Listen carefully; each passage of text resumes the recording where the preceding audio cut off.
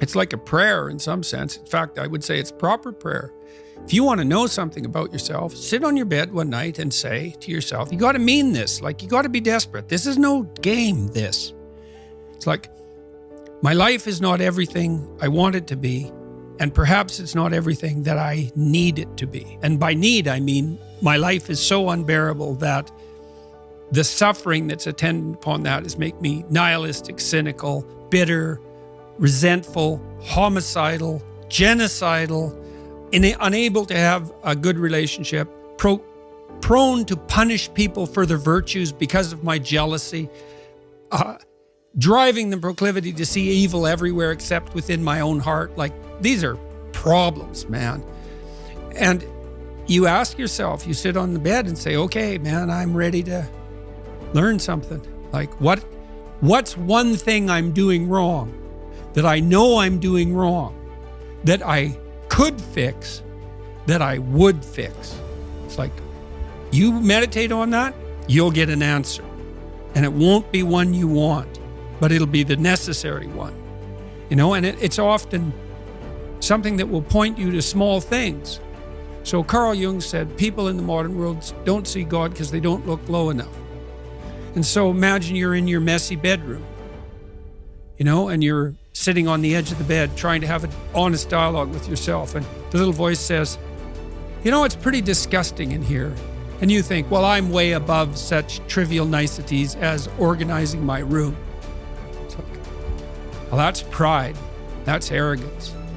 If you're above organizing what's actually yours, how in the world are you ever going to organize anything else? And so you get on your knees and you think, well, it's time to, you know, take a brush to the toilet. And maybe that's where you start. And that works. Like, that works. You start making those micro improvements, like real micro improvements, real on the ground, actual micro improvements to things you know that are wrong, you'll improve unbelievably rapidly. What you're talking about there sounds to me a lot like an overdose of arrogance and also the need for humility. Do you think the Western world suffers from arrogance because of our relative privilege and luxury that we kind of overlook? Of course, well, that's a temptation, right? I mean, when the radical lefty types go after people for their unearned privilege, they have a point. Now, the point is, the existentialists called it thrownness, which is that's a Heideggerian term. And thrownness is the fact that we kind of experience life as if we're tossed into it, thrown into it. You know, you're male and not female, you're Hindu and not Christian, you're tall and not short. You have an arbitrary range of talents and an arbitrary range of limitations, none of which, in some sense, you chose. It's the cards you're dealt. Now, some of those are cards of privilege. You know, maybe you're born intelligent, maybe you're born symmetrical, maybe you're born healthy. Maybe you're born into a culture where it's much easier not to be absolutely deprived. Maybe your parents are rich. And so all of that, in some sense, is unearned. Now, along with that comes guilt. Because at the same time, and this is true for anyone, regardless of their cultural background, the ground we walk on is soaked in the blood of historical atrocity. And so that's on you.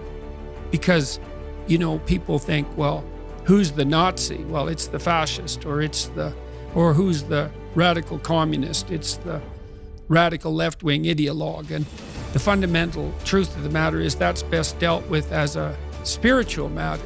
Is the adversary is within, really, most profoundly.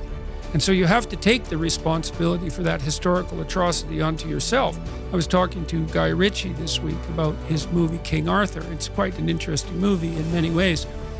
And when Arthur, who could be the hero, takes the sword, he's so overcome by visions of his murderous uncle that he can't pick up the weapon. Well, think about that. Now, you have weapons at your disposal, but they've been used by your murderous uncle. How dare you wield them?